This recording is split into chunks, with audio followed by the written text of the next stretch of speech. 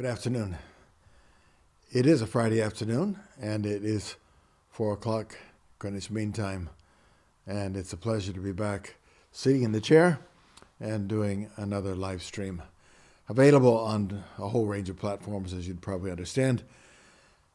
If you want more resources on leadership and on YWAM stories and why we do things the way we do and some of our history, please go to my website, lynngreen.net, and you'll find a lot of information there and stories and resources. So today I want to talk to you about leaders and elders. What's the difference? Because there's actually a fair amount of confusion about what we mean when we say leaders and what we mean when we say elders. And I get that because we are imprecise. But there's a reason for that, and it's a very good reason from which, in my opinion, there's no escape. We have to learn to live with it and work it out. But I want to give you a little bit of the story of why we are using the term elders and why we have area circle teams and why I recommend it even at local base level, whether it's a training campus or an outreach base or whatever. I recommend moving away as much as you possibly can from normal corporational type titles and positions. And the reason why I say that is a very, I think, a really biblical reason. Because, see, I don't think Jesus commissioned any kind of leadership structure as such. He rather commissioned shepherds to be like him, like the good shepherd of the sheep. And leaders, elders, to serve their people as servants and to consider themselves the least, not the greatest. He laid out commandments about leadership that are just, they're a target that's a long way away and very small. You know, all of our experiences of leadership will have, to one degree or another, an attachment to position, title, resources, and so on. And when you think about it, Jesus went out of his way to not associate with any of those earthly, worldly benefits of leadership. Why did he do that? Well, he did that, and he really emphasized it to his disciples. He said, you know, the way it is in the world is that the leaders exercise authority over their people. And it's not so with you. He who would be a leader must be a servant of all. And boy, that is such a difficult commandment to live up to day in and day out, because everything around us consists of leadership hierarchies, where you go up the hierarchy, you go up the levels if you're successful, and when you get to the top, then you have more authority than anybody else. And Jesus said, no, that's not the way it is. You are meant to be servants, and you serve everybody at your own cost. And you serve everybody in place of your own needs and desires. So that's the sort of methodology background. But there's also the corporate or the body reason why Jesus did not appoint positions of leadership. Because remember in 1 Corinthians 12, he talks about us being a body, and he uses that illustration and saying that, you know, we're not all the same member, and we can't all aspire to be another member. We need to be the best member we can be. You know, we're not all the eye. If we're all the eye, then where would the smell be? Where would the voice be? And it goes on to that, Paul does in 1 Corinthians 12. And then also in Romans 12, you have the same idea, and in Ephesians 4. So that idea of everybody being a member of the body of Christ and the priesthood of all believers. So every member, regardless of how important they seem to be, regardless of how mature or authoritative or financially well off or charismatic or whatever. Regardless, they all are direct children of God. They are all priests. They're plugged into the great high priest. There's no hierarchy below him. He's the head of the church. And the problem with the hierarchies is that inevitably, as a person goes up the organizational structure, it's assumed by almost everybody that they hear from God more. They have more wisdom. They have more clarity. They're thinking strategically. They should be telling people what to do. And that's just not so. Let me illustrate it. I recently had someone that I rely on quite a lot to working with. Need what they bring to our team, and they came to me feeling like God was calling them to another location, another kind of ministry. What do you do? If I were in a senior corporate role, I would say, no. You have a contract. Your contract is for another 4 years. That's that. There's no going. But we really believe that everybody who knows the Lord and loves the Lord and who's said an unconditional yes to Him, whatever you say I will do, hears from God. And leaders can't get in the way of that. And if Jesus really is the head of the church, then we have to do what I tried to do, the best of my ability, to that person. I said, it's a really interesting vision. I like that. Let's see if God confirms it by adding people to the vision and opening the door for you to go. Inside I was going, no, I really need you here, and please don't. But that's not my role. My role is to respect the priesthood of all believers. So that's sort of the biblical and theological and ecclesiological background to what we meant to do when we moved away from leadership positions, corporational positions and titles and so on. And we already had built up some measure of financial benefit, not going to the individual, at least it wasn't supposed to. It did in some cases. That was wrong. But leaders got some help with their extra costs of ministry because they would be called on to go to places where there were deep needs or some sort of crisis, and that meant getting an airplane ticket and traveling and so on. And so they had some benefits that others didn't have. Trouble was that whole approach, while logical and seemingly necessary, tended to just creep more and more and more and more and more until leaders needed more and more money because they were doing more things, and there was always a temptation to put personal expenses into that, and maybe to upgrade your ticket a little bit, or stay in a nicer hotel, or stay in a hotel rather than the YWAM base, or whatever.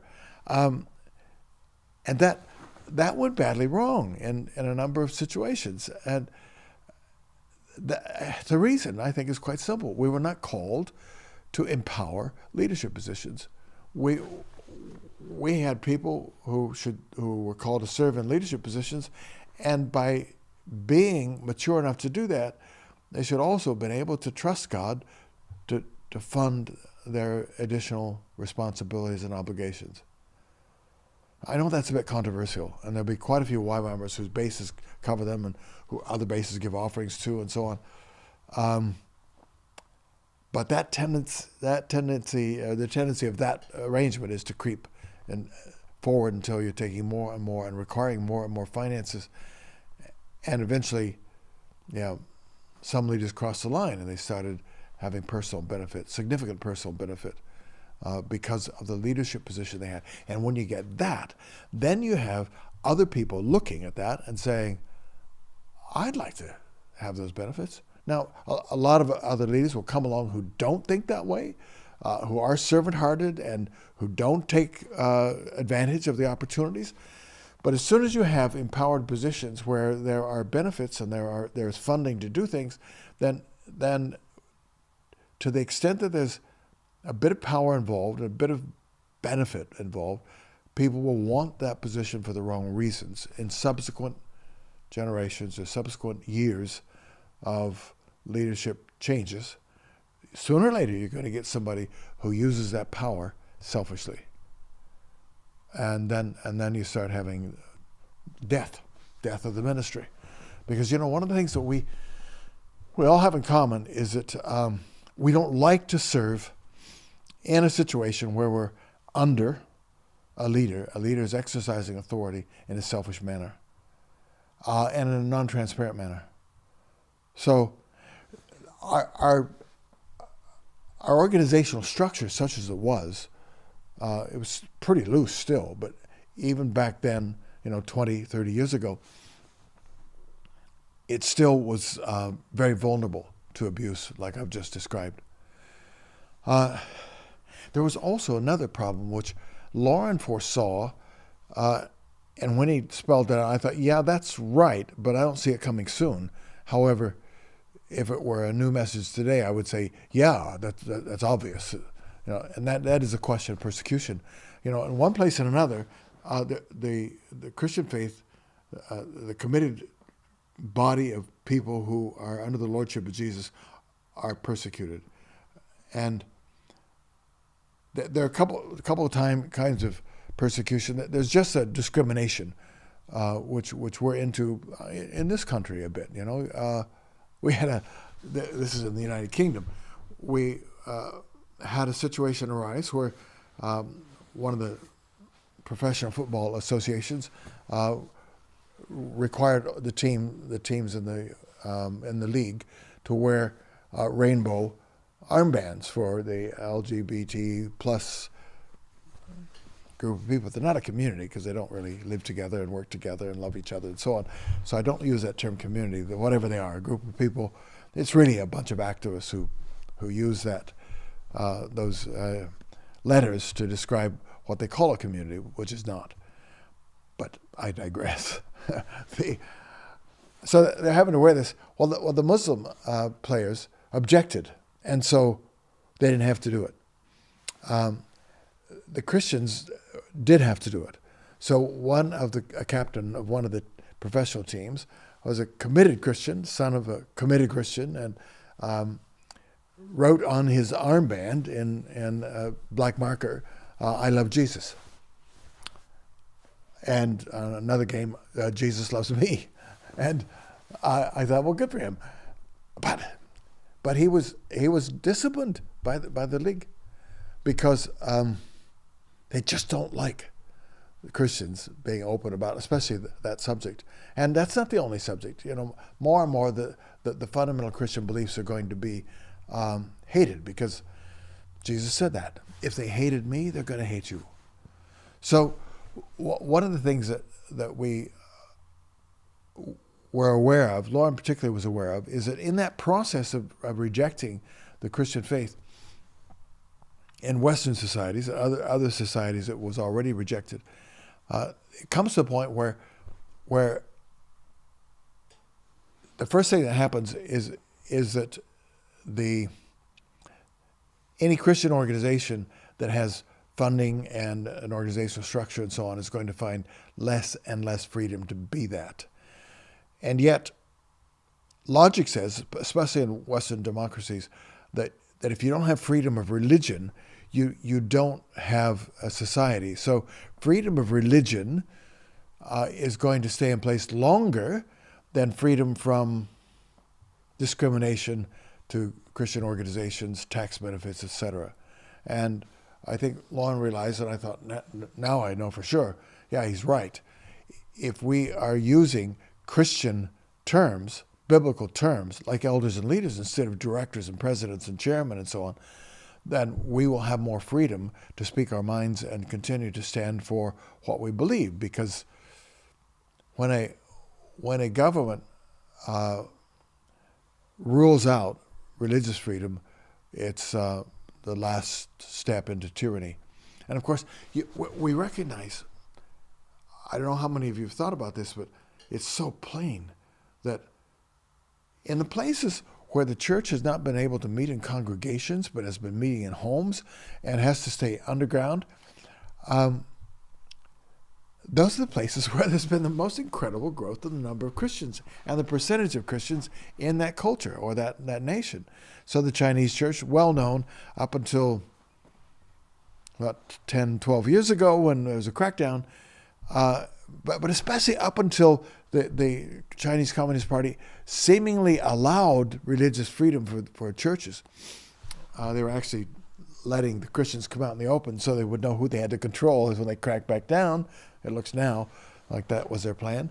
But as long as they were proscribed, prevented from being out in the open, and punished for being Christians, the Chinese church grew in an unprecedented manner. More millions of people have never come to Christian faith than during that time. And now, it was in the newspapers this last week, we've known about it in missions for quite a long time. Where is the fastest percentage growth of people becoming Christians who were definitely not before? It's the Iranians. Wherever you go, the Persians, the people of Iran, wherever they are in exile or in Iran itself, the numbers are extraordinary. The papers were saying over 1 million in Iran, and I think, yeah, probably more than that. But nobody knows because it is all underground, and they're not able to meet in the congregations. They're not able to have a hierarchy of power. Who's the most important, power or fame, and the church grows wonderfully well. In smaller groups that are quiet and don't have domineering leadership. So that's all kind of background. And after us growing into a more organizational model in about 2002, Lauren came to us with a word. Now, I want to make something clear. We don't take every word that Lauren Cunningham has or had as a prophetic word. Lauren taught many things that we thought, oh, that's good. Yeah, he's right about that, helpful. But occasionally there was a word that we knew was the word of the Lord. How do you know that? How do you know that it's for the whole mission? Well, I didn't know it at the time. I don't know how many people did. I think Lauren felt it at the time. But you kind of know when one of those words was a foundational or legacy word, because you find yourself, as time goes on and things change and new decisions have to be made, you find yourself referring back to that word quite a lot. And the word that we're talking about was the one that if you look on YWAM.org for spiritual eldership, that's the word. I think you might search for apostolic. But we call it the tripod message for short. I think if you search org for tripod, you don't get it. But that was the beginning of us making some major changes where we were moving from all these, in our head we were organized mostly by geography, and we had different levels of authority. And I was Europe, Middle East, and Africa leader, and then I became chairman globally, and I'd moved up the hierarchy. Now, in my case, I didn't take advantages from my home base, and there was a little while I was EMA leader that some of the European bases were taking up offerings so I could serve more in Africa. But that petered out, and I didn't feel I was supposed to do anything to reinvigorate that or to really urge people, make them feel guilty if they didn't give. So that died out, and God provided.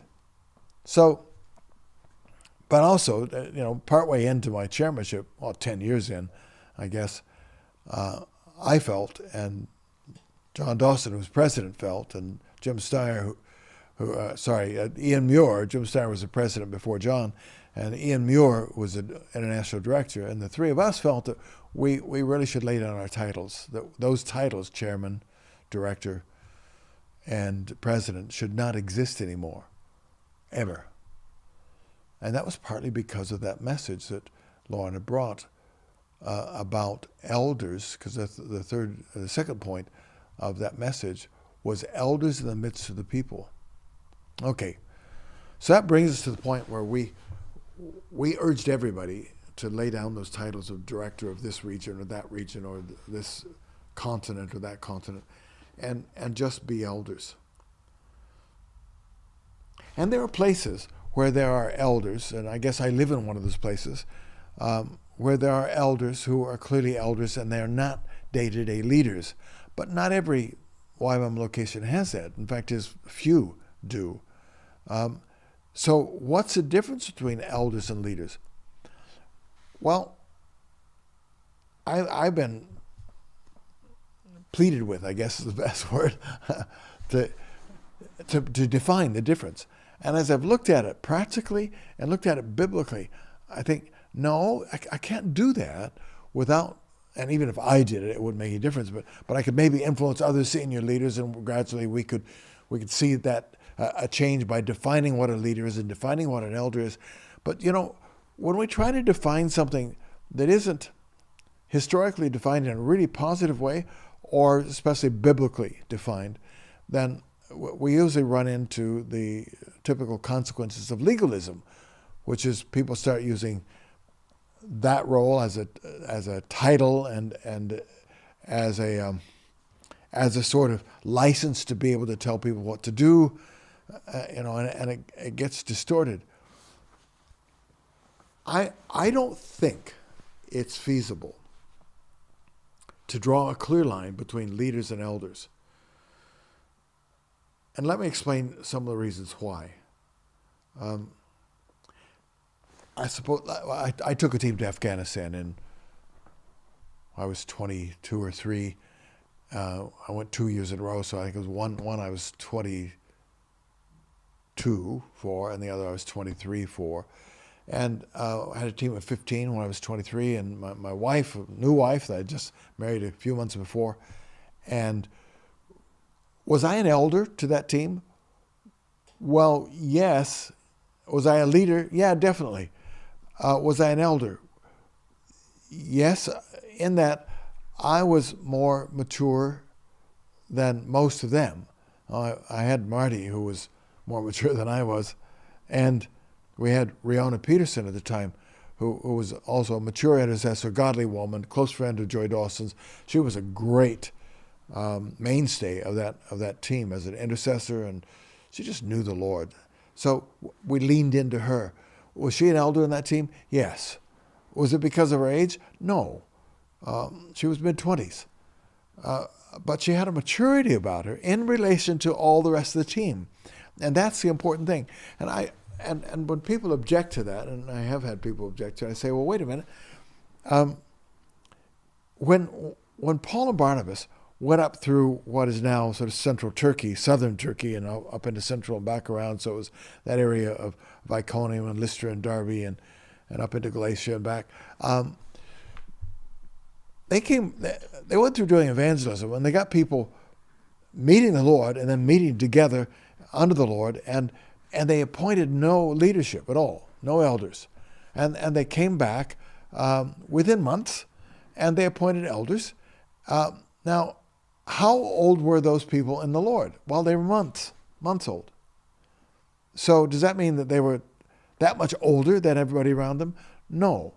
Well, then what made them elders? Because that's what they were appointed to be. Well, here's my theory on that. I know for sure that they were reckoned to be the most mature people amongst those who were born again and meeting together. My guess is that when Paul went to synagogues and was very often heavily persecuted and stoned apparently to death and driven out of town and locked into jail and beaten, and the synagogues were really alienated from Paul, and he was not welcome. Why did he keep going back to them? Well, because those are the people of the first covenant. And the people of the first covenant had a maturity in terms of ethical and moral behavior that the Gentiles around them didn't have. And you had these churches springing up, and it was both Gentiles, not non-Jews, and Jews, but the stable, mature people of good character were probably most likely people who've been living in the original covenant, and then they believed in Jesus and moved beyond just keeping the law. So they made elders because of who they were, their behavior, their standing in the community. And I don't see that was based on age. And certainly, I think of Lauren. Lauren started Youth of the Mission when he was in his 20s. And by the time I joined the first Lausanne School of Evangelism, Lauren was 34. Was he an elder? Absolutely. Was he an elder in the wider body of Christ? Yes, he was. He had tremendous influence. When we first came to England in 71, 72, Lauren had come and spoken by invitation at a couple of conferences, and God just gave him favor everywhere. So in relation to people more widely in the body of Christ, he was an elder, he was a leader. What's the difference between the two? Well, not a lot. They're kind of used interchangeably in those kinds of situations. And it's not clear when when a leader becomes an elder, and it's not clear what the definition is. Now, in some places it is quite clear. So I think of here, and there are a number of other places in YWAM that are well-established centers and where the original generation of leaders have gradually, and usually in steps, delegated responsibility and authority. Now they have to do both together. One of the worst mistakes that leaders can make as they become elders, if they stay in the same location, is to delegate responsibility, giving responsibility to this person, but not giving them any authority to go with it. And as a result, the leader intervenes at will, and the elder does, and the person is becoming an elder, and the current leader finds that they just don't have the freedom to lead. They feel that they are overruled and embarrassed on a regular basis, and too often, and they find they can't remain. So we've had that happen in a few places.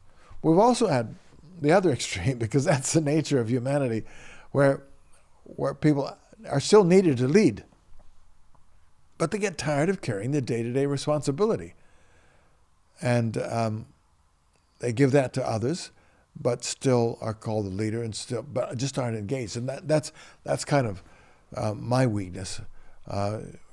Back when I first began to delegate responsibility for this operating base and this campus, it's quite a large one, I was very convicted after a while of abdication. That is, I was still really meant to be responsible, but I got so engaged with international stuff and wider stuff in the body of Christ that I was neglecting the people who were closest to me. Abdication. So elders and leaders cannot be defined clearly, but there is a sense in which we should primarily use the term elder as someone who is not doing the day-to-day leading. And they are supporting and encouraging and advising people who are doing the day-to-day leaders, who have the recognition that they are the leaders, and people don't go around them or over them to the elder. And if they do, then the elders are saying, no, I'm not responsible for that, and I can't make a decision on that. You really need to go back to the leadership team here. And that requires a discipline, and the person who has been an elder or been the leader for quite some time and has become an elder, the discipline to not make decisions, it's so difficult on the leaders when they realize that the elders already said, well, we're going to do this, and they haven't processed it. And very often, let me see how I'm doing. Just about out of time. Very often, the elder's not in a position to make the decisions, because if they're not engaged with the day-to-day leadership and responsibilities and the ups and downs and the relationship strengths and weaknesses in a given community of people, they can't make the decisions that are required to lead it well, because you have to be really well informed. Well, let me just, I don't know how helpful that is. It'd be nice if you'd go online to thengreen.net and make a comment, because this is a situation that will go on and on and on, because we are using terms that aren't normally used in this way within the modern expression in the West of the church, where the congregational model is the primary thing we think of, and the buildings that we see and all the rest. That was never the church for the first 300 years. It was only after Constantine said he saw that vision of the cross, and he basically co-opted the church into the power structures of the Roman Empire, that the church began to be something that we now see. And gradually, in different parts of the world, we're going back to that early expression. I'm not for a moment saying that the congregational model is useless or wrong or somehow heresy. No, it serves many purposes well. But I think millions of Christians know that without some more intimate body of people gathering around the scriptures and praying for one another and walking through life together, you're not really church. You're something that is part of church, but the essence of church is people obeying Jesus together. And that togetherness doesn't happen when you sit in a building and listen to a person talk. The togetherness happens when you share life together. But our main subject here is elders and leaders. So both of those positions are functions. They're not positions. Wrong word. They are something that people do because others recognize that they have the ability to do that well. So when you're looking for people with spiritual maturity and wisdom to be leaders, people know who they trust. And you can't be a leader or an elder without people saying, yeah, I recognize that. They really are. And we can't draw a clear line between leaders and elders. You could say broadly that the leaders are carrying day-to-day responsibility. The elders are normally and usually teachers and advisors and friends. Sometimes, if the day-to-day leaders make mistakes which have significant consequences, mistakes that they can't afford to learn it's a mistake by the hard consequences because too many people suffer, then elders may need to step in, say, look, we need to help you out of this. This isn't going to turn out well. Boy, that has to be done carefully, because when you start overruling leaders, it's a vote of no confidence, and you lose them, and you demoralize them. So we're working with elders and leaders. I guess I should say one other thing. We have people who are leaders in one place because they're leading a ministry, they're leading a base, they're leading a team, and they're elders in another place because another location has said, no, this is the woman or this is the man that we trust to give us wise counsel and to pray with us and to help us through the difficult times and to be a double check on our decision making on the life of our community. So you can be both at the same time. You see why it's hard to make a clear definition of either one? But in practice, it works because it's relational. And may the Lord lead us into more and more clarity without us becoming legalistic in our definitions. I hope this is helpful. If not, say so on a comment. If you do comments on Facebook, I may or may not see them. I'm not a real fan of Facebook, although I'm putting this up on Facebook. But do go to my website if you want to make comments or ask questions, because I'm really happy to talk about this more and happy to keep learning from you and how things are going for you. So elders and leaders, what's the difference? Depends on the situation. Thanks for listening.